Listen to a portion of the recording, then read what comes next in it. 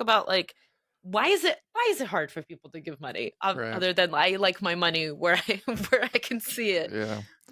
So we're going to talk about the now's not a good time to give timeline of life. And what it looks like is when you're in college, you can't afford to give. When you're just out of college, you just got an entry-level job, you're trying to get established, you don't have money to give. You start having kids and family, and you don't have money to give because you have kids and family.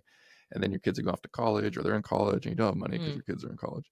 And then you're retiring, and you're on a fixed income, and you don't have money because you're retired and on a fixed income. So this is like and then within that, there's also like weddings and things like this going on, right, too, that also make you always feel tapped. So generally, we always feel financially tapped, and there's just never a good time to Existence give. is financially taxing.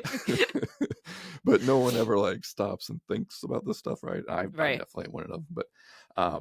But yeah, the reality is during that time period, we all have stuff that we spend money on, and as you should, and all that. But just something to think about is there's just never going to be a time in your life, most likely, where you're like, now is the time I shall give. So few people might have that, but most people just never will.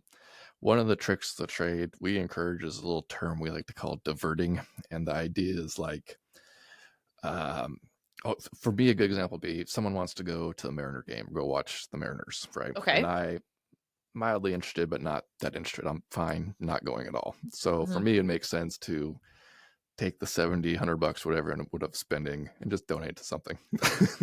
So that way I don't feel like I necessarily lost out on opportunity, but it's just a way of like injecting money into something meaningful as opposed to going about doing something that I'm like on the fence that could care less about. So that's just one tactic you can use to kind of like keep yourself and I should say this is just for people who actually want to give to stuff and care about stuff but find they don't necessarily get around to doing it.